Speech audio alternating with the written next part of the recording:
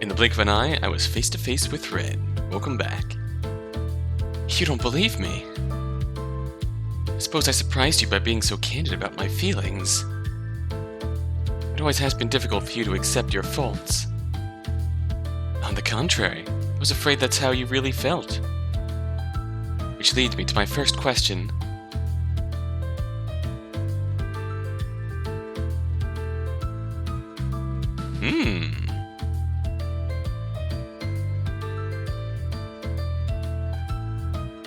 Now, this is interesting.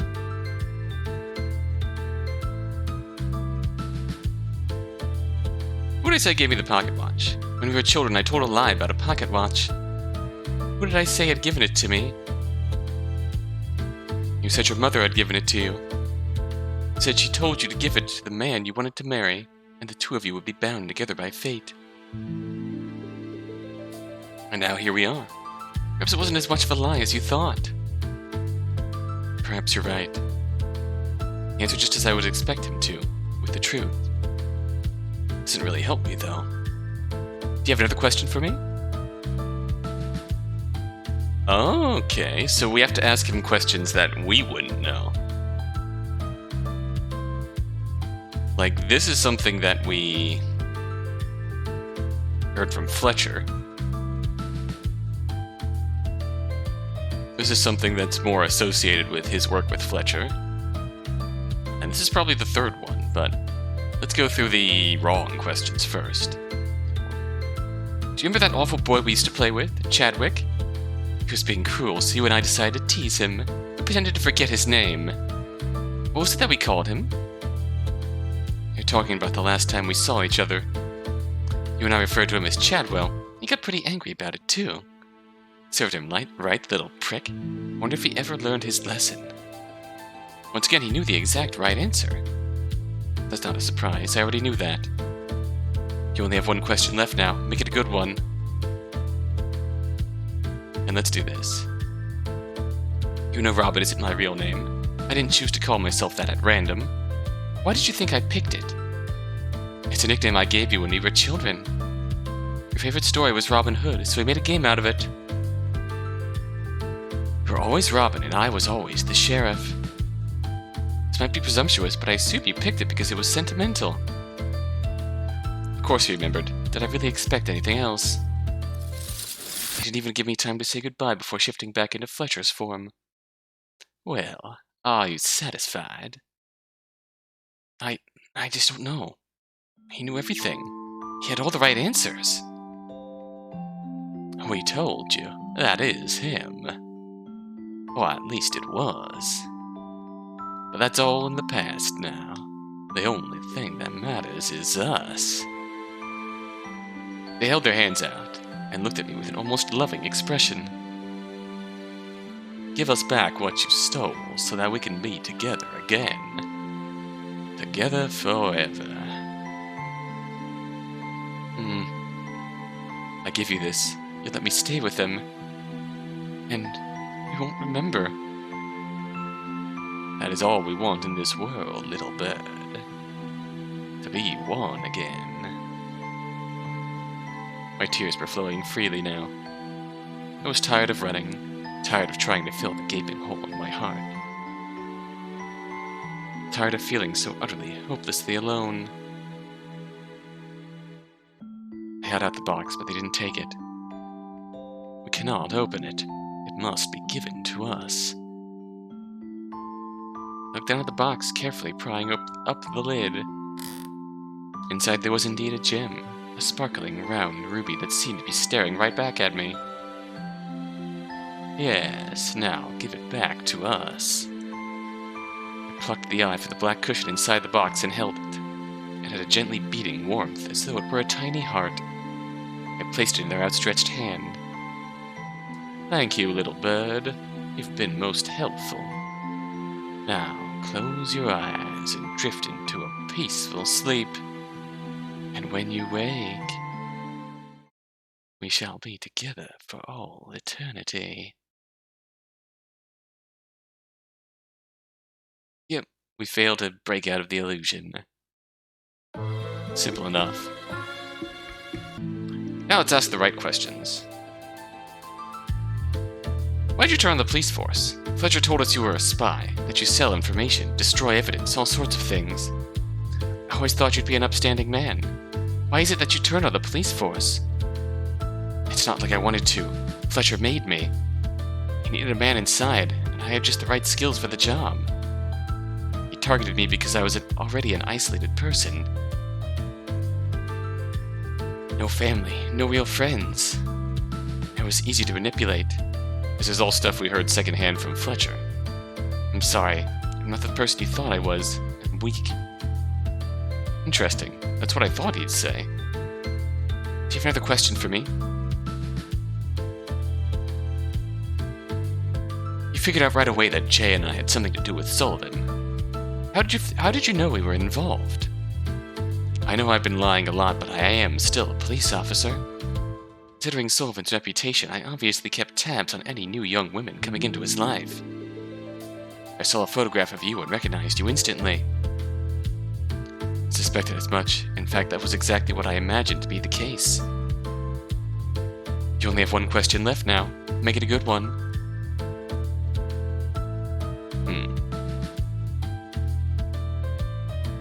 When we played Three Lies, you lied about your age. You said Wren was 29. But you should only be 26. Why is Wren 3 years older than you? He's not. I only said this so that you would see Wren and I as different people. I wanted you to be able to find Fletcher's loophole. Judging by the state we found the two of you in, you were able to figure it out after all. I'm pleased I was able to get my point across.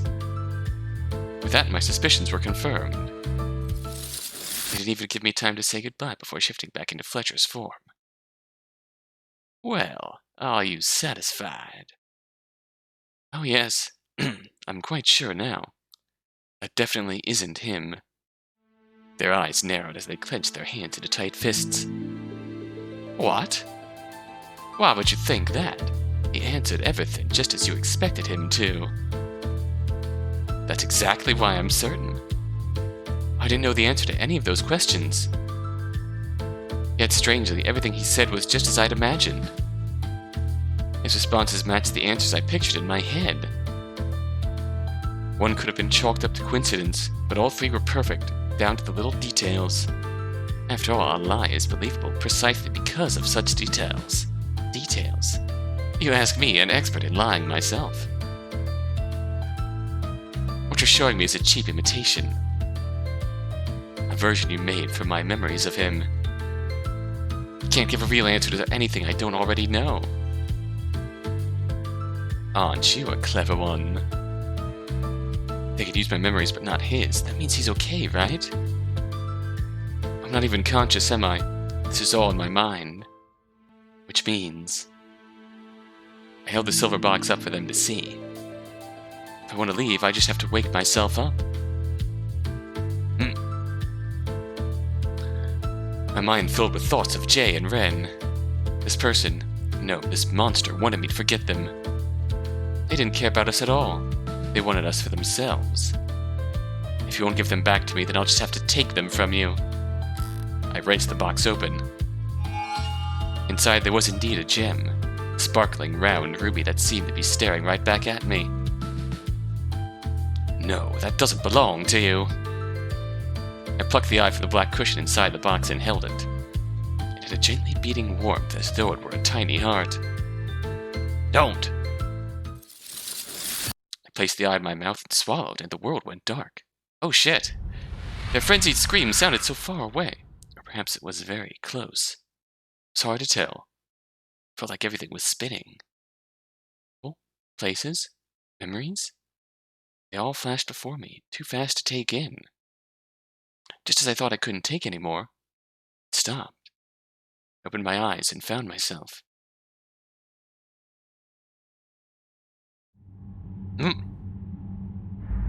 Back in the engine room, the train lurched forward as someone shook me awake. Robin? Jay, you alright? Pain radiated through my chest as I picked myself up off the floor. Being in that strange dream world, I'd nearly forgotten about my injuries. I heard a crash. I thought you might be... It must have knocked me unconscious. I woke up when I heard you crying. Crying? Touched my cheeks, wet with tears. I must have been crying in my sleep. I quickly wiped them away. Never mind that now. We still have a problem. That's right, Wren! Lay there where I'd left him, slumped against the machinery. The creeping feathers had made their way up his arm and were now spreading over his neck and torso. I got just close enough to him so I could avoid any attempts to grab me again. Wren, wake up! Who's... Wren? Warren! You stole. Give it back. Give. Wren winced in pain. The sound of grinding metal rang out as the whole car buckled. The speed was only a matter of time before we either crashed or the car was ripped apart. I think that gem is what's causing all this. Whatever it is, it's out of control now. It's making them go mad. What can we do? I know you don't want to hear this, but it's a part of him now. No, we are not going to kill him. Couldn't be the only way. Give it back. He already had a hold on him. How long would it be before he was completely gone? We told you. He's ours now. If you want him back, you must return what you stole. A voice that I didn't hear so much as feel taunted me from the darkness. I told you I won't let you take him from me. They giggled again. Their twisted laugh echoed over and over, drowning out everything else. Holding back tears, I frantically tried to think of something, anything I could do. Can't have him. Ooh, your eyes? I'm going to take him back. Robin, your eyes. In the blurry reflection of the machinery, I could see that they were glowing. Something else stood out to me as well.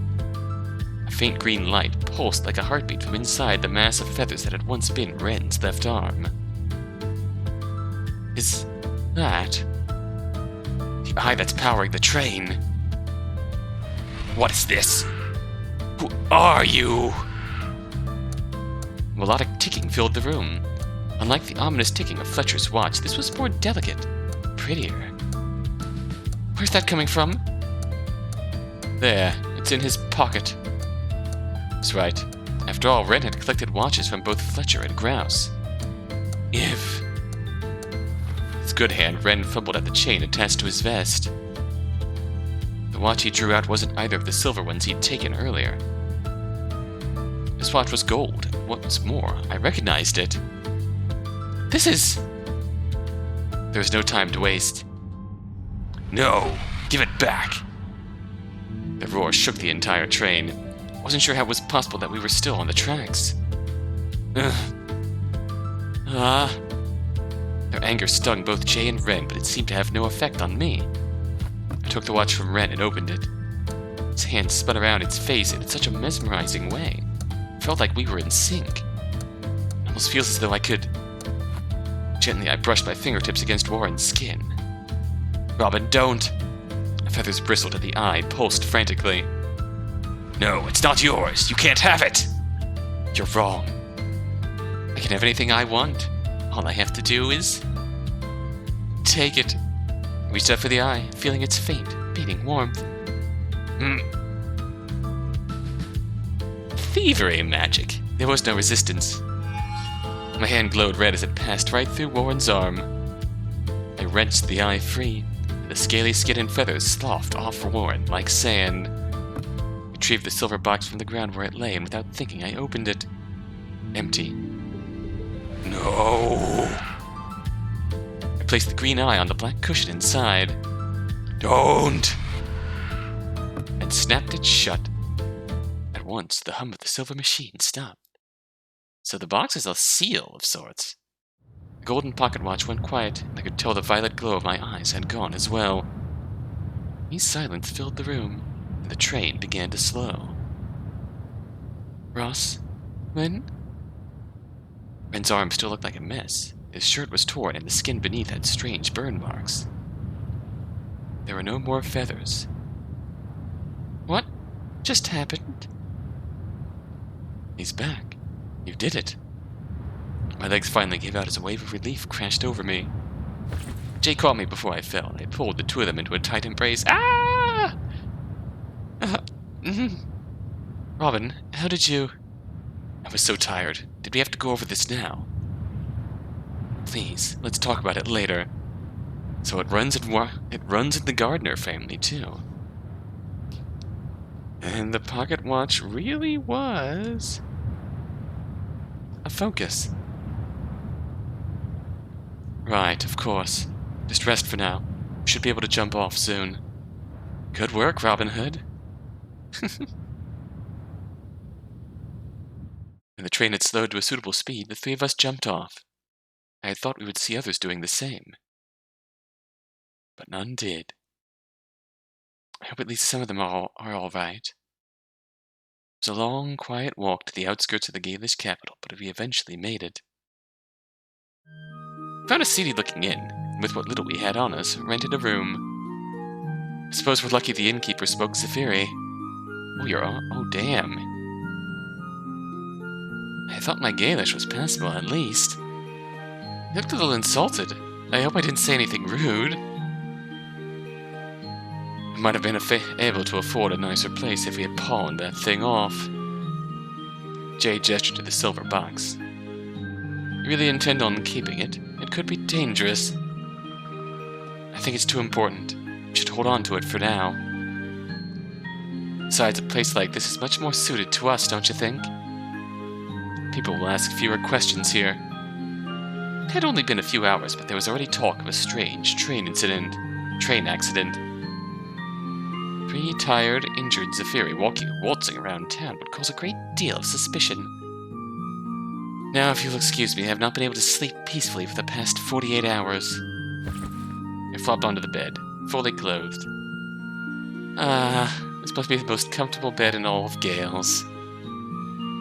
It's also the only bed in this room, you might have noticed. And you've claimed it for yourself. What do you propose, Jay? Surely you don't intend for Robin to sleep on the floor. A glaring match ensued, but I was far too tired to mediate. Do as you like, but I won't be moving from this spot for at least a day. One of you kills the other of the night, I'm not taking any responsibility. Fine. I've become accustomed to sleeping on sofas at this point. How generous of you, claiming the only other comfortable place in the room. Jay roughly tossed one of the sofa's cushions at Wren's head. I'm injured, you know. Jay flung himself onto the sofa, ignoring Wren's accusatory tone. Wren collected up the cushions, and finally he too settled in for the night. Savoring the peace and quiet, I could already feel myself drifting off. Prayed my dreams would be better than the strange nightmare I had just lived through. The next day, the official story on what happened on the Whirlwind began circulating. According to the Gaelish government, there had been an explosion that derailed the train, killing everyone aboard. There was no mention of Fletcher, witches, or the strange clockwork machine that powered the engine. Could they just not make sense of it? Was this lie more nefarious in nature? Regardless to anyone that knew them, Jay, Robin, and Wren were all dead. Early in the morning, unable to sleep any longer, I sat up on the bed and examined that silver box. I hadn't opened it since the incident on the train. I had a feeling it should remain shut for the time being. I looked over it, trying to gain some insight into its purpose. But the box seemed pretty inconspicuous. As it turned out, I wasn't the only one who couldn't sleep. Both Jay and Wren were awake as well. So, what do you make of it? Any idea what it is? It was empty when you opened it, right? The box itself must have been what Fletcher was after. Had the box been empty the entire time? Or had my actions in that other place affected it here? There was no way to know now. As I recalled, Fletcher never asked for what was inside the silver box. We did. Fletcher wanted the silver box. They wanted the ruby, the maiden's eye. I heaved a sigh and set the box down. Whatever it is, it must have something to do with witchcraft. I suspect Jay was right.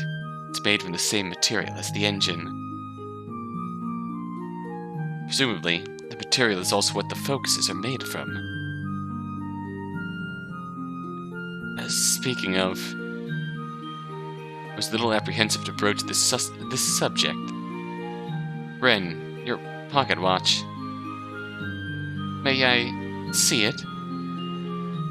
He fidgeted a bit at the mention of a watch. Yeah, of course. Not looking directly at me, Wren undid the watch from his vest and handed it over.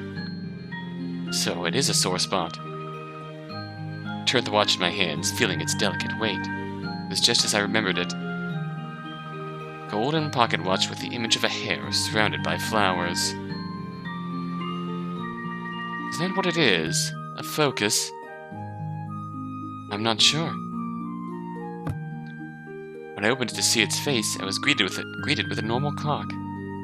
Its ticking sounded nothing like the rhythmic melody we heard when I opened it the first time. It seems ordinary now, just as it always was. Always? You've seen this watch before? Yeah, the last time I saw it I was 16. I was still in Father's study then. This watch belonged to your father? I wouldn't say it belonged to him, but it was in his possession. How exactly do you have it, Wren? Well, I sort of stole it. Back when I was investigating a certain missing persons case. I should have known. If Wren was already a police officer by that time, of course he would have been aware that I had gone missing. I turned the watch to Wren, and with a slightly conflicted look, he placed it back into his pocket. A liar and a thief. How very hypocritical of you, detective. I'm well aware of my shortcomings, thank you. I'm not sure I'm a detective anymore anyway. I suppose we can just call you Warren now, can't we? He blushed. Unless you prefer, Wren.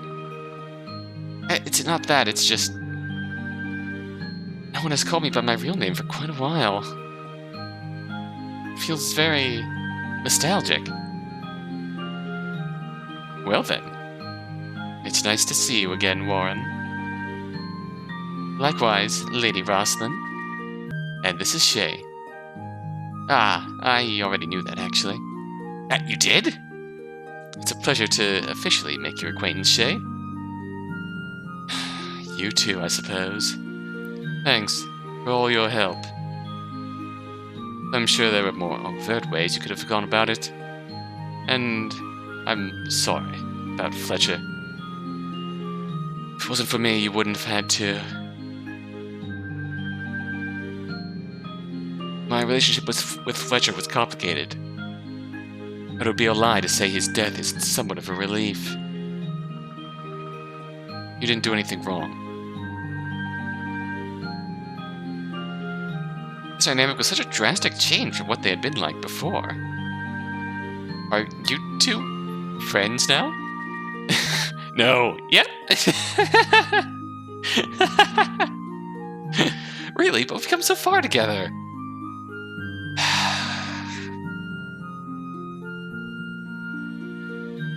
What about our whole closet conversation?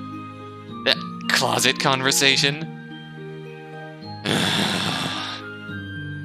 I thought we were hitting it off. Surely you must like me a little. Shut up, Wren. You still gonna call me Wren?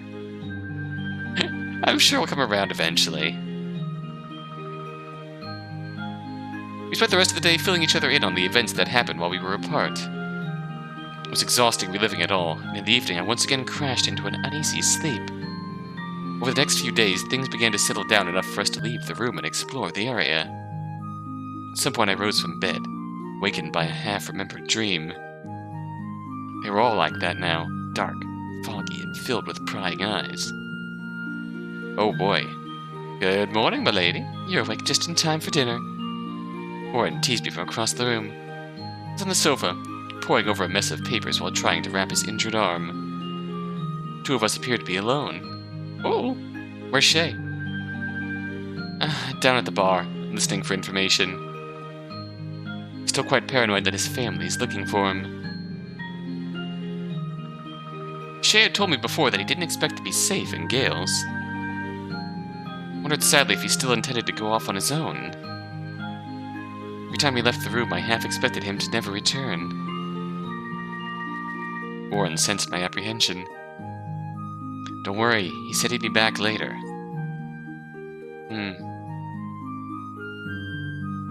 Here, let me help you. Please, be my guest. Warren gratefully handed over the wrappings and I started to fix his shoddy work. Does it still hurt? It's getting much better. Though it's very, tingly. It's actually quite interesting. Aren't you, Mr. Positive? He answered as cheerful as ever, but ever since we left the train, something about his demeanor felt forced. Glanced around for something to say, to break the tension. What's all this? A hodgepodge of maps, newspapers, and brochures in both Gaelish and Zafiri littered the table in front of him. Research material, of course. I'm quite interested in the reason why what happened on the train isn't bigger news. I like to think I know a cover-up when I see one. You aren't going to return to Zephyr?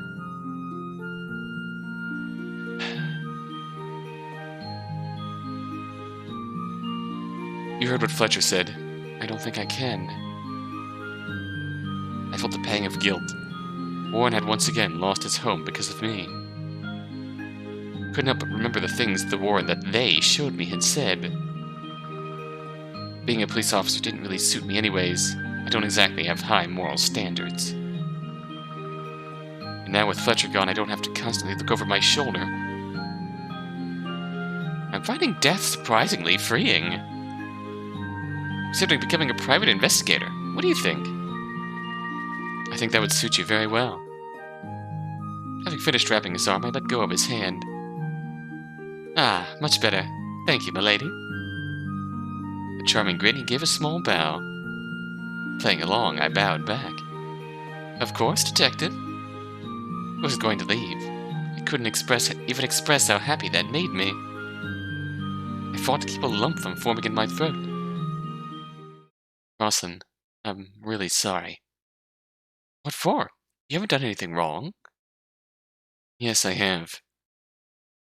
I seem to keep making one mistake after another. I know what would have happened if you didn't. Trailed off. I was trying to help, but I think I just made things worse.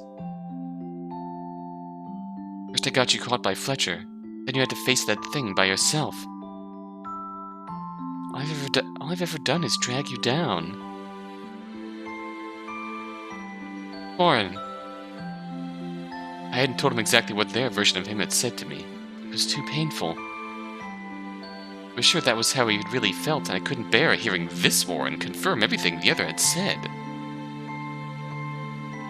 There was something I wanted to know. When I ran away, I thought it was odd that they never came looking for me. You covered it up, didn't you? I avoided my eyes, and he used his good hand to fumble with some random papers. Well... When we played Robin Hood, were you ever actually playing? Were you hiding the evidence then, too? It's just, you're very good at getting yourself into trouble, you know? I didn't want your father to. I can't believe it. Warren, you're... Looked away sheepishly. I know. You're an accomplice. I laughed. You haven't dragged me down. We've been partners in crime. I wouldn't have expected it, but you're a bit of a scoundrel, aren't you?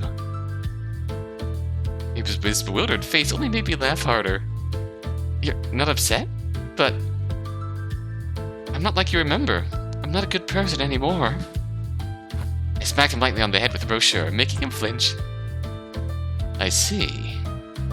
So you think breaking the law makes you a bad person? Wait, no! Because you happen to be speaking to a lying, thieving criminal in the flesh, detective. I only meant... I'm tired of your double standards. I can't believe you wanted to leave me there alone. That you thought I'd forget you. I just thought... Well, you were wrong. I could never replace you. You were my best friend. I thought you would have figured that out when I told you I was going to marry you, dummy. His bashful, blushing face made my heart skip a beat. He's always been fun to tease. Yes, and what do you think of me now?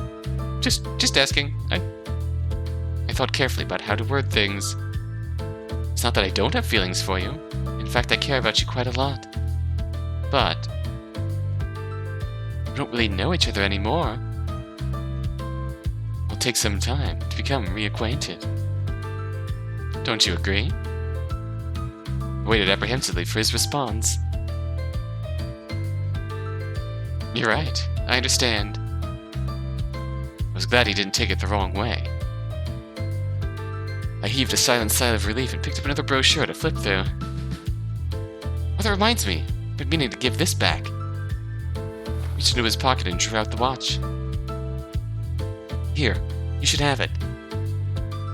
He held out for me to take, but I didn't budge. Warren, it was a gift. I'm not going to take it back from you. I've been thinking about that. Whether it's a focus or not, it definitely reacted to you. You must have some sort of connection to it. I think you're meant to have it. But you're the one who brought it here. Never even thought of taking it from the manor. If it hadn't been for you, who knows what would have happened? Perhaps it was fate. You don't have to keep it, but could you at least hold on to it for me? And then, maybe someday, I can convince you to say those things a second time. Is that a challenge, detective? Never thought this watch had any real significance. Just a pretty object meant to be admired. Then again, I'm sure Papa Gardner thought that about a lot of things in his life. But then a lie had given it a special meaning, if only to us. I held out my hand for the watch, and he placed it in my palm. I quickly wrapped my fingers around his. Ah! I leaned into his lap, trapping him in his seat. Oh, I love it. Just so you know, I'm much more difficult to win over now. If you give this to me, you might have a hard time getting it back. Though our lips were tantalizingly close, I made sure to keep just out of his reach. A few games of chess isn't going to cut it. I see. He gave me a shy, longing look. I suppose I'll have to come up with other ways to go about it. After all, I too hate to lose. Well then, detective. Let the game begin. Ah!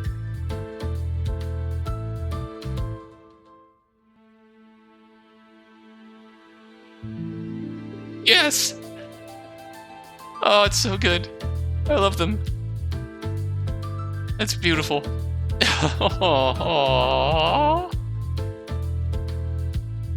Oh gosh. That was fantastic.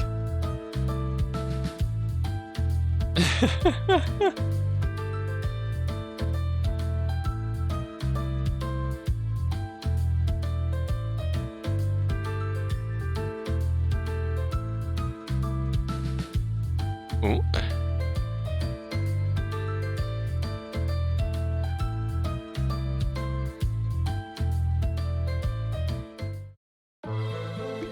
Oh, that was beautiful. Yes. Wren and successful. Interesting, though. I wonder if we'll get the rest of this by going through Shay's path. I suppose we shall see. But alas, that was beautiful. Oh. In a sense, I did get what I was hoping for from the beginning. The trio sticking together. The trio sticking together in gales. Die together, live together. Hell yeah. I love it. That was fantastic. Oh. I'll have more to say once we see Jay's end, but alas. That was beautiful. I love all these three main characters. They're fantastic. Oh, gosh.